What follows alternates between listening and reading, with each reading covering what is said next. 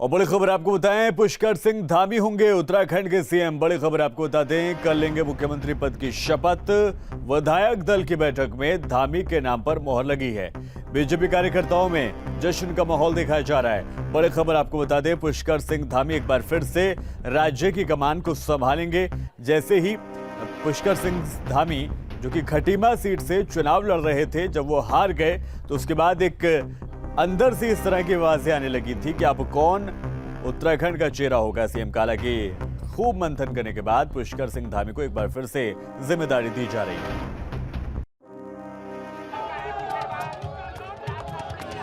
अपना पुष्कर फ्लावर भी है और अपना पुष्कर फायर भी है।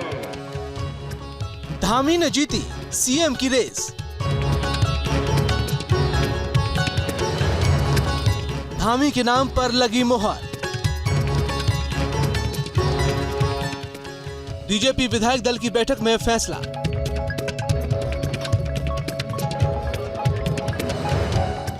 पहाड़ की कुर्सी पर बैठेंगे धामी। उत्तराखंड के सरताज होंगे धामी। देहरादून में हुई बीजेपी विधायक दल की बैठक में सूबे के नए निजाम पुष्कर सिंह धामी के नाम पर मोहर लगी तो समर्थक जश्न मनाने लगे। तस्वीरें उस वक्त की हैं जब धामी के नाम पर मोहर लगाई गई।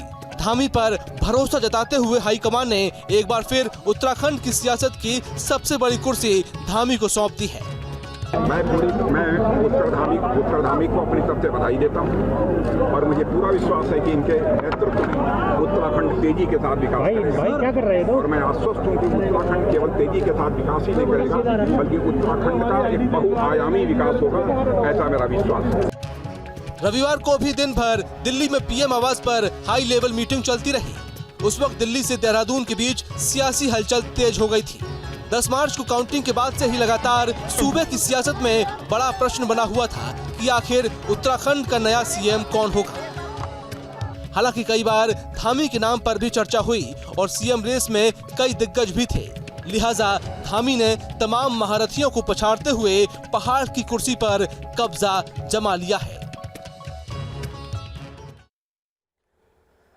तो पुष्कर सिंह धामी उत्तराखंड के 12वें सीएम होंगे। पुष्कर सिंह धामी ने राज्यपाल से मिलकर सरकार बनाने का दावा पेश कर दिया है। तो वहीं कैबिनेट को लेकर भी कयास तेज हो गए हैं। कैसी हो सकती है धामी कैबिनेट की जो शक्ल है, वो आपको दिखाते हैं इस रिपोर्ट के जरिए।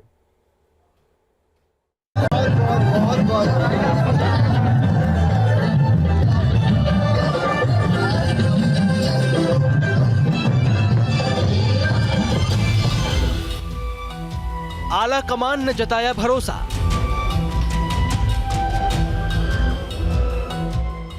उत्तराखंड में लौट आया पुष्कर राज।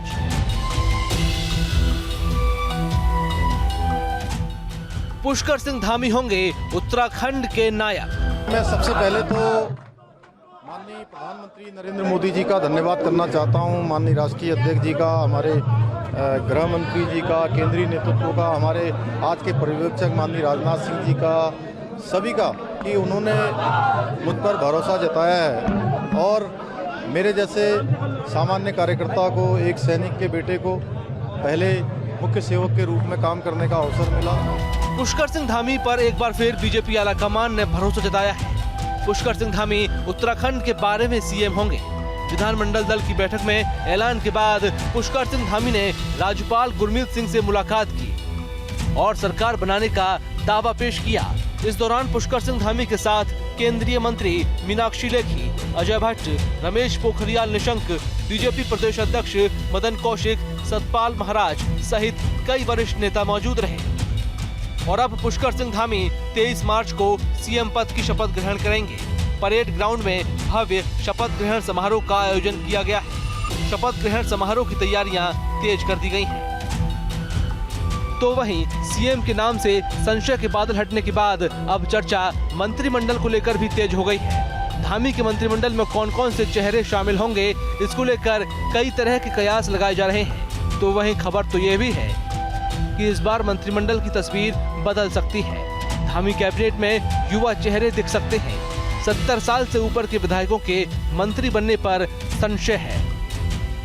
उत्तराखंड की देवतुल्य जनता ने नरेंद्र मोदी जी के नेतृत्व में आस्था प्रकट की, उनके कामों पर, उनके आगे के विजन पर मोहर लगाई है।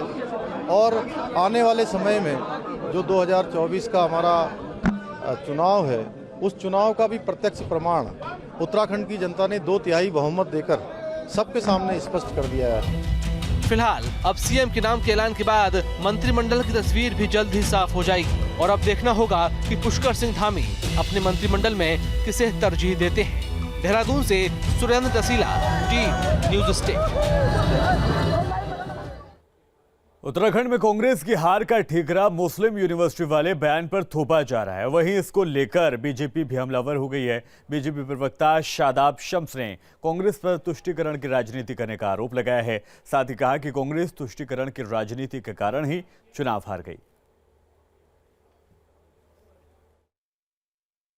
यहाँ हर धर्म, हर जाति के लोग ईमानदारी के साथ प्यार मोहब्बत से रहते हैं और कुछ लोग इसकी खूबसूरती को बिगाड़ना चाहते थे। इसलिए तुष्टीकरण की राजनीति के लिए कांग्रेस ने अपने नेताओं से मुस्लिम यूनिवर्सिटी की राजनीति का यूनिवर्सिटी का एक शगुफा छुड़वाया और फिर उस व्यक्ति को प्रमोशन देते हुए प्रदेश का उपाध्यक्ष बनाया और बाद में फिर भोले बन के कहने लगे कि भारतीय जनता पार्टी तुष्टीकरण की राजनीति करती है।